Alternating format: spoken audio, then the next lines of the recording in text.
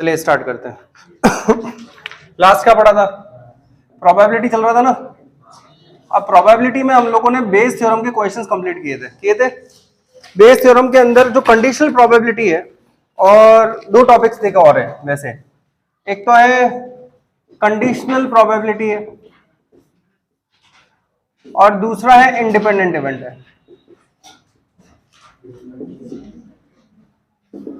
इनके बेसिक समझ लीजिए पहले। कौन सा? नहीं, ये करवा चुका हूं मैं। अब देखिए, तो कंडीशनल प्रोबेबिलिटी और इंडिपेंडेंट इवेंट क्या है ये पहले समझ लीजिए। कंडीशनल प्रोबेबिलिटी बड़ा सिंपल सा है कि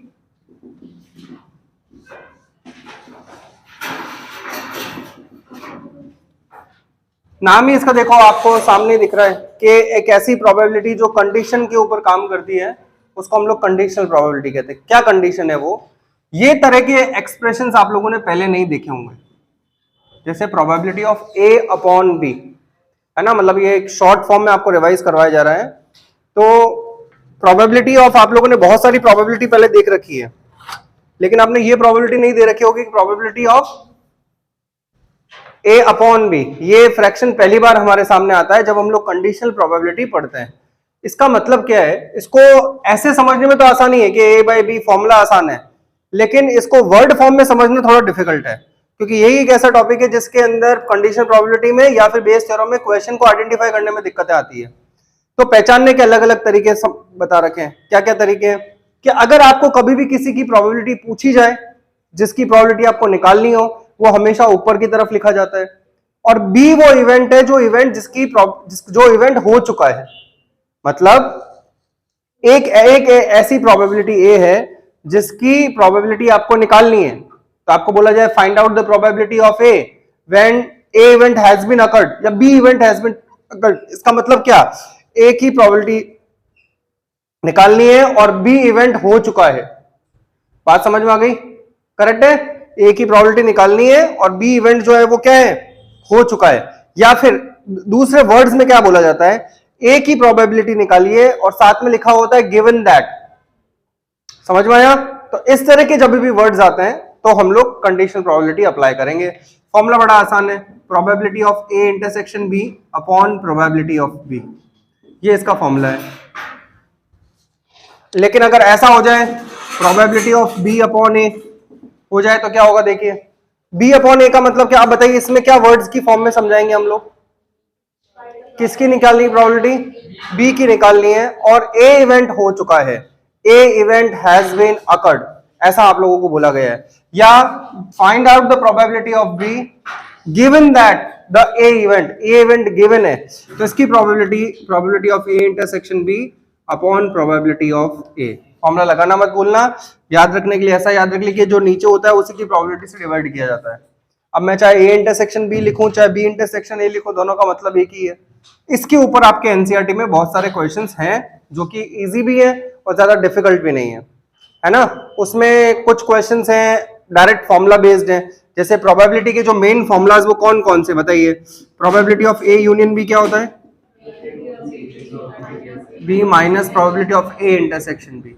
ये सारे इंपॉर्टेंट फॉर्मूलाज बता रहा हूं मैं आपको, जो आप लोगों को फर्स्ट एक्सरसाइज में, सेकंड एक्सरसाइज में काम में आते हैं। प्रोबेबिलिटी ऑफ, देखिए, ए बट नॉट बी, या इससे पहले ये देख लीजिए कि अगर ए और बी म्यूचुअली एक्सक्लूसिव इवेंट्स हैं, अगर ए और बी म्यूचुअली एक्सक्लूसिव इवेंट का मतलब क्या होता है? कि ए और बी के अंदर कुछ भी कॉमन नहीं आ रहा होता है, तो ऐसे इवेंट्स को म्यूचुअली एक्सक्लूसिव इवेंट्स कहते हैं। तो ऑब्वियस बात है कि अगर इन दोनों में कुछ भी कॉमन नहीं आ रहा है तो इनकी प्रोबेबिलिटी भी क्या होगी? जीरो होगी। तो ये क्या होगा? Probability of A, probability of B, और ये प्रोबेबिलिटी जीरो हो जाएगी। होगी कि नहीं होगी बताइए? तो कई जने ये डायरेक्ट फॉर्मूला याद करते हैं ये, पर ये बात ध्यान रखिए, ये फॉर्मूला डायरेक्ट आपको तभी याद रखना है जब म्यूचुअली एक्सक्लूसिव का केस या कंडीशन क्वेश्चन में दे रखी हो। अपने मन से कोई भी लेट नहीं करना है। समझ में आया? एक और बात, ये क्लियर हो गया क्या सभी के दिमाग में? कोई डाउट हो तो अभी क्लियर कर लीजिए। हाँ जी। इसके अलावा वर्ड फॉर्म के अंदर जो जो क्वेश्चंस है वो चेक करिए, देखिए एक बार सभी लोग। वर्ड फॉर्म में क्या क्या आता है? सबसे पहले आता है probability of A but not be. क्या मतलब है इसका?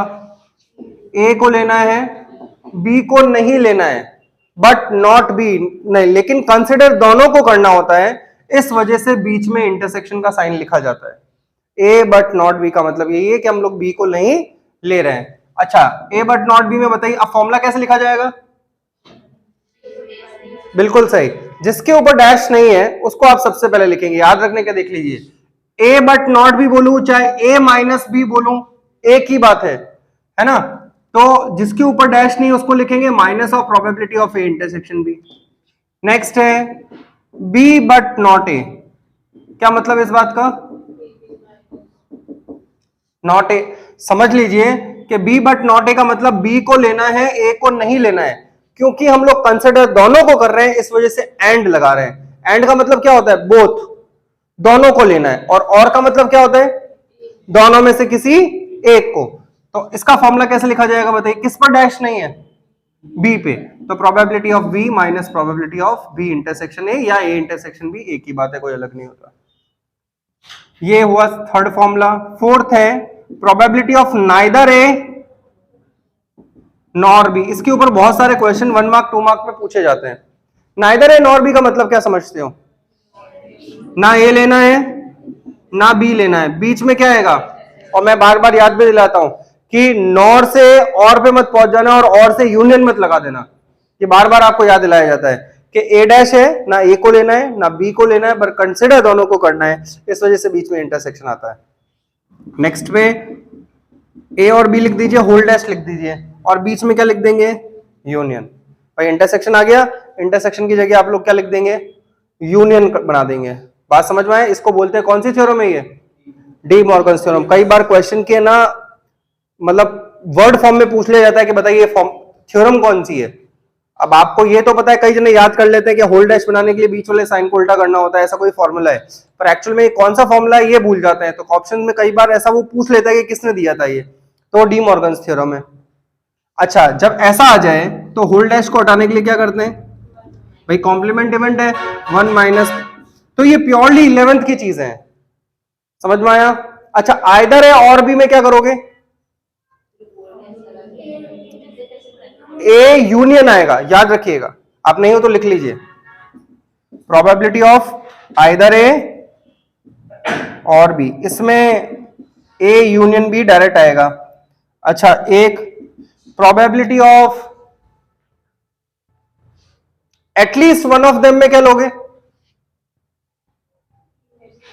At least one of them, at least ए,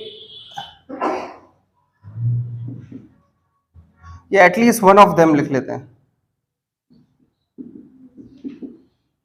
इसमें भी क्या आएगा? यूनियन ही आएगा, दोनों में से कोई एक। हालांकि एटलीस्ट में दोनों का केस होता है, लेकिन इसमें हम लोग यूनियन ही लेते हैं। मैं सारे वर्ड्स आपको इसलिए बता रहा हूं ताकि दिमाग में एकदम बैठ जाए।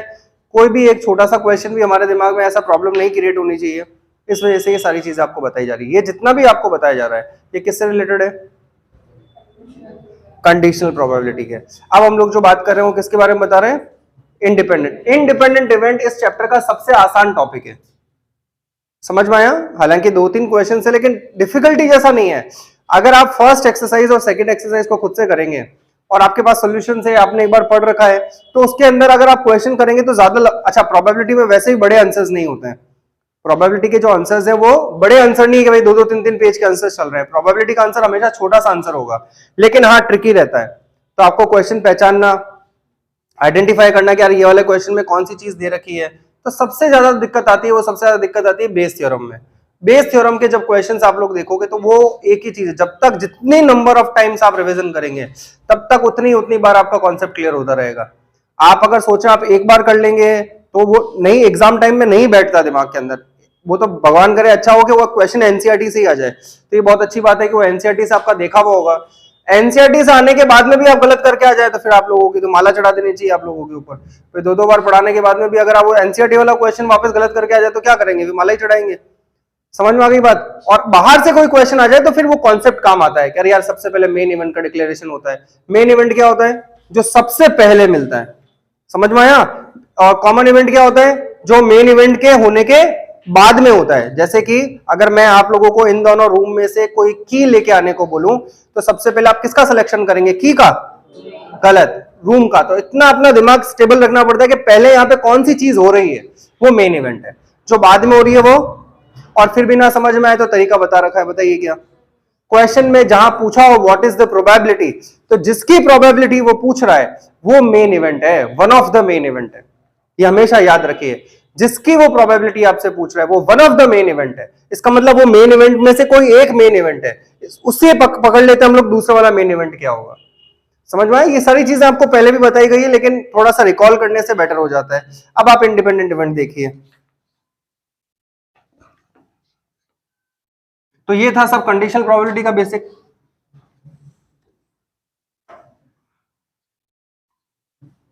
अब आप देखिए इंडिपेंडेंट इवेंट क्या होता है। इंडिपेंडेंट इवेंट जैसे बोला गया है, जैसे कि मैं अगर आप लोगों को क्वेश्चन की फॉर्म में देखूंगा ना तो आपको ऐसे ही लगेगा कि आप 11th का कोई प्रोबेबिलिटी का चैप्टर कर रहे हैं। इस एक्सरसाइज के जो क्वेश्चंस हैं जब आप देखोगे तो आपको ऐसा लगेगा, आप लोगों ने पढ़ा है पहले प्रोबेबिलिटी, प्रोबेबिलिटी के क्वेश्चंस कर रहे हो कि नहीं कर रहे हो? अगर आपके पास कोई भी एग्जाम्पल, कोई भी क्वेश्चन, कोई भी मिसलेनियस का क्वेश्चन, कोई भी एनसीईआरटी का ऐसा पार्ट नहीं होना चाहिए जो आप लोगों को नहीं आता हो। आप चाहे उसके खुद से कॉन्सेप्ट बनाइए, सारे चीजें करिए। मैंने आपको उस टाइम ही बोला था आप मेरे साथ साथ कंप्लीट कर लीजिए, वो सबसे ज्यादा बेटर रहता है कि आप मेरे साथ साथ अपने सिलेबस कंप्लीट कर रहे हैं, तो बात के लिए बहुत रिलैक्स हो जाएगा। और ऐसा जिन बच्चों ने किया ही है उनको ऑब्वियस बात है, अभी 6th हम लोगों ने पढ़ा है, अभी रिसेंट में 7th हम लोगों ने पढ़ा है ना, 5th भी अभी हम लोगों ने रिसेंट के अंदर ही पढ़ा है, जो इन पिछले मैं आपको 1-1.5 महीने के बारे में बात बता रहा हूँ, नवंबर में कोर्स कंप्लीट होने के बाद में। तो अब जो हम लोग बात कर रहे हैं वो इंडिपेंडेंट इवेंट के बारे में बात कर रहे हैं। इंडिपेंडेंट इवेंट मतलब क्वेश्चन में लिखा हुआ होता है कि A and B are independent. तो अगर ऐसा है तो probability of A intersection B, ये इकलौता ऐसा एक टॉपिक है जिसके अंदर एक ही फॉर्मूला है बस, probability of A intersection B is equal to probability of A probability of B. ये सारा बेसिक्स है किसका? कंडीशनल प्रोबेबिलिटी और इंडिपेंडेंट। पर हाँ, इफ लिखा हो if A and B are independent, तभी आपको ये फॉर्मूला लगाना है। जैसे कि क्वेश्चन में बोला गया है probability of A union B निकालिए, पी ए दे रखा है, पी बी दे रखा है क्या यही फॉर्मूला होता है क्या? सुनना अच्छे से। आपको बोला गया है क्वेश्चन में कि ए यूनियन बी निकालिए, समझ लेना क्वेश्चन की फॉर्म में समझिए कि आपको बोला गया है कि आपको यूनियन निकालना है, ठीक है। यूनियन निकालने का फॉर्मूला क्या होता है? P A plus P B minus P A intersection B. अब आपको पी ए और पी बी दे रखा है, बाकी कुछ नहीं दे रखा है, लेकिन एक लाइन लिख रखी है कि ए और बी क्या है, तो आप बताइए इसको आप क्या लिख सकते हैं? पी ए इंटू, लिख सकते हैं कि नहीं लिख सकते हैं बताइए? पर ये आप तभी लिख पाएंगे जब ए और बी इंडिपेंडेंट दे रखा हो। क्वेश्चन देखोगे बेटा बहुत आसान है, आप सिर्फ उनको करने की देर है कि आप उनको करके बैठिए करने के लिए, तो वो क्वेश्चन धीरे धीरे कंप्लीट होते जाएंगे। तो पी ए और पी बी जो हो जाएगा, अब आप बताइए पी ए दे रखा था, पी बी दे रखा था, और वैल्यू पुट करने के बाद कौन आ जाएगा? यूनियन। और अगर यही म्यूचुअली एक्सक्लूसिव होता तो ये जीरो ही हो जाता पूरा सेगमेंट और क्वेश्चन खत्म हो जाता। ये एक आपके एनसीईआरटी का एक क्वेश्चन है, उसी के रेफरेंस में मैं क्वेश्चन आपको बता रहा हूँ। अभी यहां तक कोई दिक्कत हो तो आप किसी को भी बताइए। कंफर्म। अब कंडीशनल प्रोबेबिलिटी और इंडिपेंडेंट इवेंट के क्वेश्चन चेक कर लीजिए। ऐसा कोई क्वेश्चन जो आप लोगों से नहीं हो रहा है या कुछ ऐसा है तो आप मुझे बताइए, अभी हम लोग हाथों हाथ सॉल्व करते हैं उसको। हाँ देखिए, तो जैसा बताया गया है एक्सरसाइज नंबर 13.1 का सबसे पहले क्वेश्चन नंबर 13 करते हैं, बहुत आसान है। देखिए सबका ध्यान, an instructor has a question bank, सुनना सबका ध्यान इधर। An instructor has a question bank consisting of 300 easy true false question. एक क्वेश्चन बैंक आपको पता है, एक बुक आती है गाइड बुक, आप समझ लीजिए क्या हुआ, उसके अंदर नंबर ऑफ क्वेश्चंस रहते हैं, उसका उसने कुछ ब्यौरा दिया है क्या, उसने बोला 300 क्वेश्चंस है इसमें जो इजी टाइप के ट्रू फॉल्स क्वेश्चंस है, 200 है डिफिकल्ट ट्रू फॉल्स क्वेश्चंस, 500 है इजी एमसीक्यूज और 400 है डिफिकल्ट एमसीक्यूज। तो ऑब्वियस बात है टोटल 1400 क्वेश्चंस है। है ना, 5 and 4 3 3 and 5 हो जाएगा क्या, 1300 आ रहा है, तो 1400 10, हाँ। If question is selected at random from a question bank, what is the probability, अब आपको आइडेंटिफाई करना है। जब आप एग्जाम में बैठे रहते हैं तब ये चीजें दिमाग में नहीं आती, जब तक आपकी पढ़ाई एकदम तगड़ी ना हो, है ना, तब तक आपको ये बातें समझ में नहीं आती है, कंडीशन लगाऊं, इंडिपेंडेंट लगाऊं, बेस लगाऊं, क्या लगाऊं इसमें, वो तभी लगेगी जब आप लोगों के क्वेश्चन की रीडिंग, क्वेश्चन का स्टैंडर्ड पढ़ने का, ये सब आप लोगों ने पहले इम्प्रोवाइज कर रखा हो। तो आप 3 चीजों के लिए रेडी रहिए, या तो इंडिपेंडेंट का कंडीशन होगी, डायरेक्ट प्रोबेबिलिटी पूछोगी, या बेस का मामला होगा। बेस होती है एक लेवल के बाद में किसी दूसरी लेवल की प्रोबेबिलिटी, या फिर कंडीशनल प्रोबेबिलिटी, एक इवेंट की प्रोबेबिलिटी पूछी होगी, दूसरा इवेंट हो चुका होगा। देखिए, what is the probability that it will be an easy question, probability किसकी पूछी है, इजी क्वेश्चन की, given that it is multiple choice question. क्या मतलब बताइए,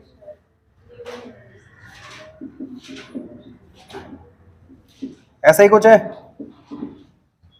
पता चला कंडीशनल है, 13.1 एक्सरसाइज का क्वेश्चन है, तो कंडीशनल का तो हो नहीं होगा, तो किसका होगा भाई, इसमें तो अभी तो कोई सोचने की बात नहीं, सोचना तो एग्जाम में सही, अभी तो 13.1 से ही बाहर से आ ही नहीं सकता है, कंडीशनल का ही क्वेश्चन है। गिवन दैट लिखा हुआ समझ में आ गया आपको, वो भाई जो गिवन दैट है, जो जिसकी प्रोबेबिलिटी गिवन होती है उसको नीचे लिखता है, तो लिख दिया मैंने, जिसकी पूछी उसको ऊपर लिखते हैं। इसका फॉर्मूला क्या होगा, easy intersection,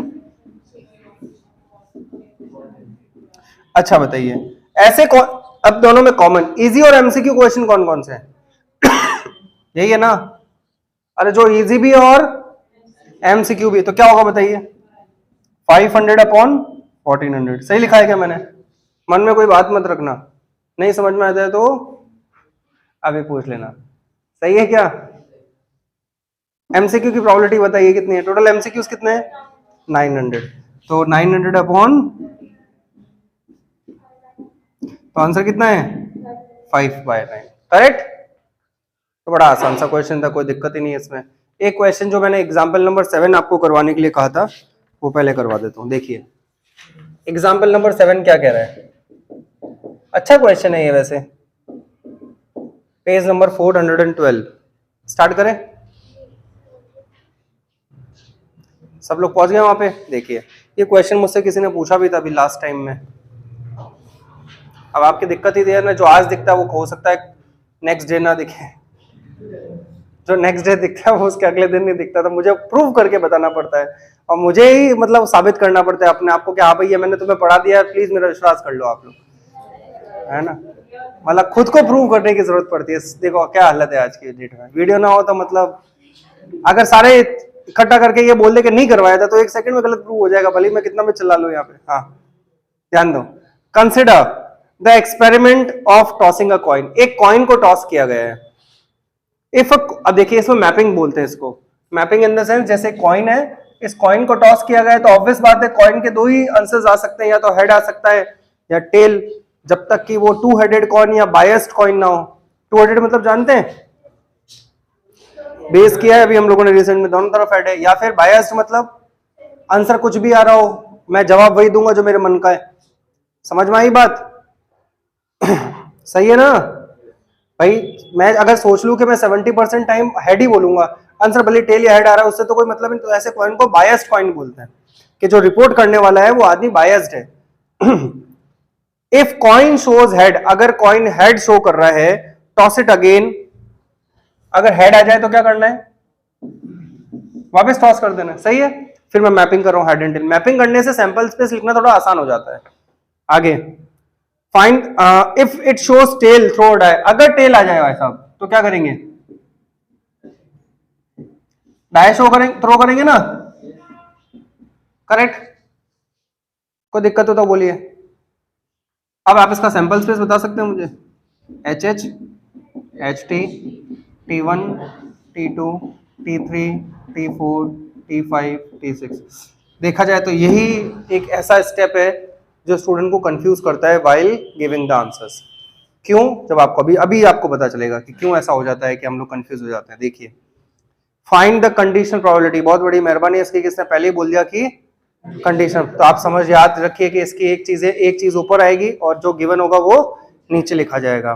find the conditional probability of the event that die shows a number greater than 4, probability निकालनी है number greater than 4, a die shows the number greater than 4। E और एफ कर लू क्या यार, ज्यादा आसान रहेगा। ई इवेंट क्या है, नंबर ग्रेटर देन 4। तो बताइए कौन कौन से नंबर आएंगे इसमें, T5 और T6 आएंगे, यही होगा ना भाई। सैंपल स्पेस यही तो लिखूंगा, नंबर ग्रेटर देन 4 के लिए मैं क्या लिखूंगा, यही लिखूंगा। एफ इवेंट क्या है बताइए, गिवन दैट का मतलब जो नीचे की तरफ लिखा जाएगा। There is at least one tail, में कौन कौन आएगा बताइए, HT आएगा और T1 से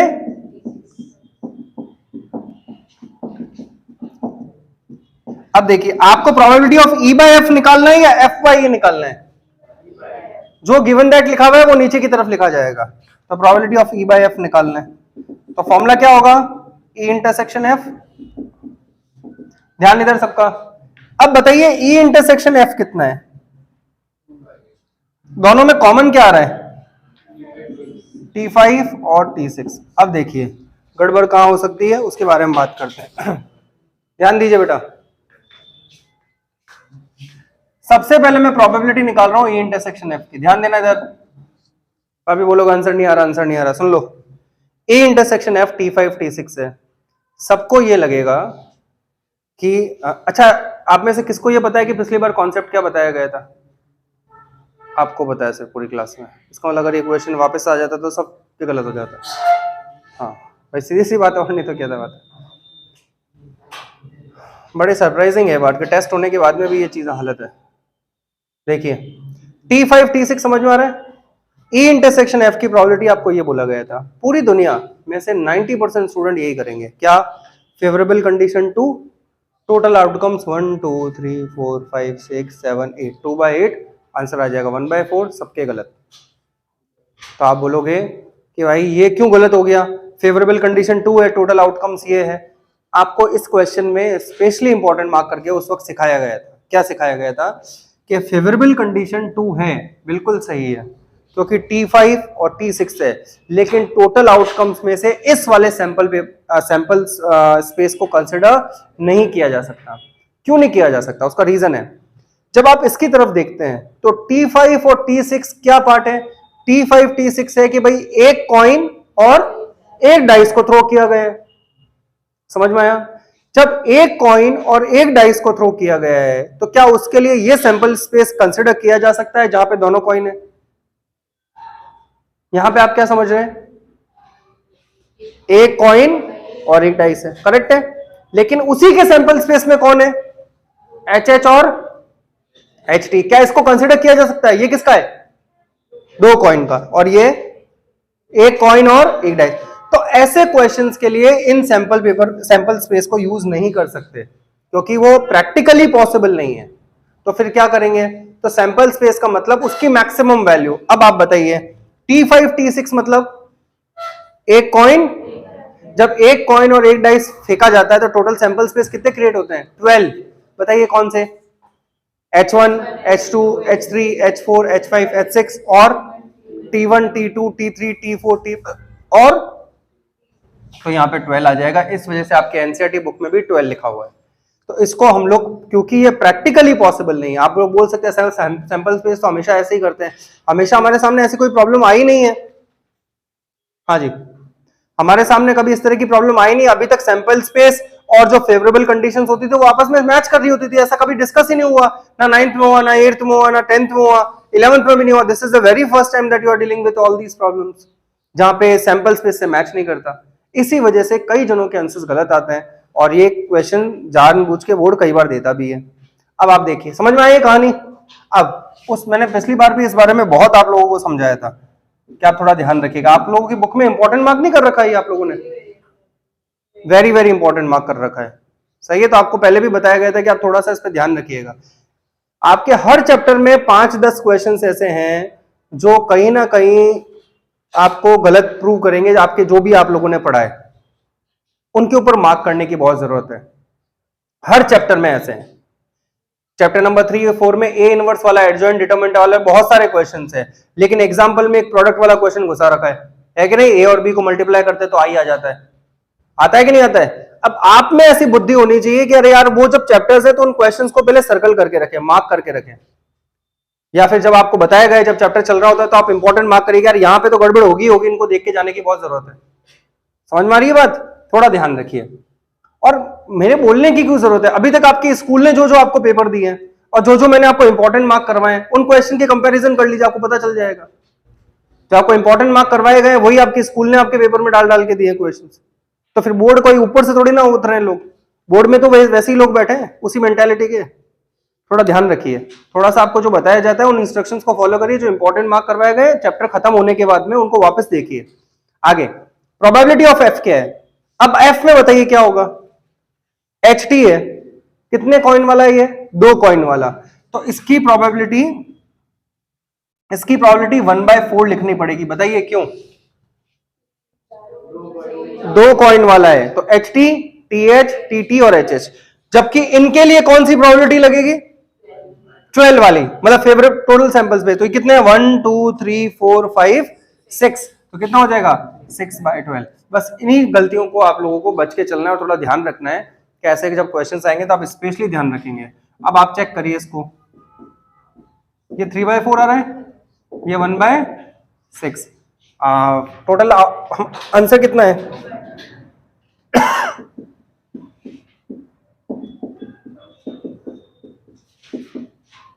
2/9 आ रहा है क्या? ये इसका आंसर है। समझ में आया सभी को? कोई डाउट हो तो अभी क्लियर करिए। पक्का? हाँ देखिए एग्जाम्पल नंबर 14 देखिए सभी लोग, पेज नंबर 421 पे बड़ा इंपॉर्टेंट क्वेश्चन है। ये भी मैंने इंपॉर्टेंट मार्क करवा रखा होगा, देखिए न्यू बुक में। ये वही सारे क्वेश्चन है जिसमें चीजें याद रखनी पड़ती है दिमाग में एग्जाम में जाने से पहले कि यार ये चीज मुझे दिमाग में पहले अच्छे से बैठानी पड़ेगी। देखिए A and B are 2 independent events। जैसे ही उसने आपके सामने ये लाइन बोली 2 इंडिपेंडेंट इवेंट्स है, सबसे पहले आप एक काम करेंगे, आप फॉर्मूला लिखेंगे कि A इंटरसेक्शन B किसके इक्वल है? PA और PB के इक्वल है। The very first thing that you will write जैसे ही आपको इंडिपेंडेंट पता चला। अब ये यूज कैसे करना है अभी हमें पता नहीं, हम लोग बाद में देखेंगे, लेकिन सबसे पहले आप ये लिख देंगे आगे।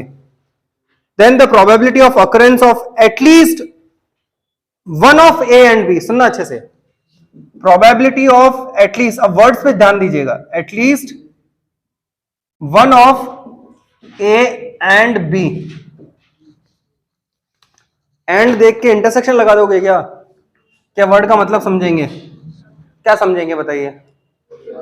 एटलीस्ट मतलब at least one of A and B का मतलब दोनों में से कोई एक। अभी जस्ट मैंने आपको लिखवाया है एटलीस्ट वन ऑफ देम, लिखवाया था ना।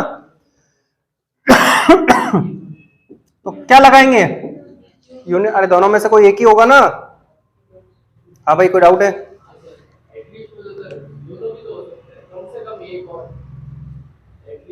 हाँ, इस वजह से यूनियन के फॉर्मूले में लास्ट में माइनस ऑफ इंटरसेक्शन भी लगाया जाता है, पीए प्लस पीबी, लेकिन दोनों में से कॉमन वालों को हटा दिया जाता है ना, वो फॉर्मूले के टर्म के अंदर। और अभी मैंने जस्ट इसी वजह से आपको पहले बताया था कि आप उससे कंफ्यूज हो जाओगे जब वो एटलीस्ट वन ऑफ, आपको लगेगा वो दोनों वाला भी है, लेकिन आप यूनियन लगाना, क्योंकि जब आप फॉर्मूला लिखते हो तब वो इंटरसेक्शन वाले को भी क्या करते हो, वहां पे अपनी जगह देते हो कि नहीं देते हो? हाँ, अब ध्यान दीजिएगा इधर। अब आपको प्रूव क्या करना है? आपको प्रूव करना है कि 1 माइनस पीए डैश पीबी डैश के इक्वल है। देखिए हमें प्रूव करना है कि किसके इक्वल है। आसान है क्वेश्चन, दिक्कत है 3 नंबर का क्वेश्चन बोर्ड कई बार दे चुका है अलग अलग रीजंस में। तो क्या इसका फॉर्मूला ये है क्या? बताइए, क्या इसका फॉर्मूला ये है? करेक्ट। अब देखिए ए और बी इंडिपेंडेंट है, अगर आप, अब वो उसने तो बोल दिया ए एंड बी इंडिपेंडेंट, कई जना बच्चा फ्लो फॉर्म में वो लाइन के आगे बढ़ जाता है और भूल जाते हैं कि उस लाइन को यूज भी तो करना है। ए और बी क्या दे रखा है, तो बस इसी वजह से चीजों को अंडरलाइन करके रखिए। क्या ये वाली ये लाइन में बाद में यूज करूंगा। तो मुझे बताइए आप प्रोबेबिलिटी ऑफ ए, क्या आप इसको ये लिख सकते हैं क्या? या आप तभी लिख पाएंगे जब आप इस बात पे ध्यान दें, नहीं तो आप लोग उल्टे लटक जाना, नई बात ध्यान में आएगी कि कैसे प्रूव करना है। समझ में आ गई? तो इसको पी ए इंटू पी भी लिखा है हम लोगों ने। आगे आप या तो इन दोनों में से, जैसे पी ए लिखा है, इनमें से क्या मैं पी बी कॉमन ले लूं क्या? तो 1 माइनस पी आ जाएगा। आप चाहते तो इसमें से भी पी ए कॉमन ले सकते थे दोनों में से, तो 1 माइनस पी भी आ जाता, क्या फर्क पड़ना है। तो ये पी ए हो जाएगा, ये पी भी हो जाएगा। क्या इसको मैं पी ए डैश लिख दूं, बोलिए, लेकिन आंसर तो नहीं आया। अब बताइए क्या करूं, पी ए को क्या लिख सकता हूं, 1 माइनस पी ए डैश। बस यही की स्टेप है जो आपके दिमाग में बैठना चाहिए, वहां पे ब्लैंक मत हो जाना, बस ये ध्यान रखना। पी ए को क्या लिखेंगे, 1 माइनस पी ए डैश, तो ये P B P A dash. आगे इसमें से माइनस का पी ए डैश कॉमन ले रहा हूं मैं, देखो माइनस का ले रहा हूं, तो अगर माइनस का लूंगा तो यहां क्या बचेगा, 1 माइनस का पी बी। क्या आंसर आ चुका है क्या, सही है। छोटा सा क्वेश्चन है, लेकिन फिर वो नहीं दिमाग में आए तो परेशान कर सकता है किसी भी पॉइंट ऑफ टाइम पे। समझ में आया क्या, कोई दिक्कत तो नहीं इसमें किसी को भी।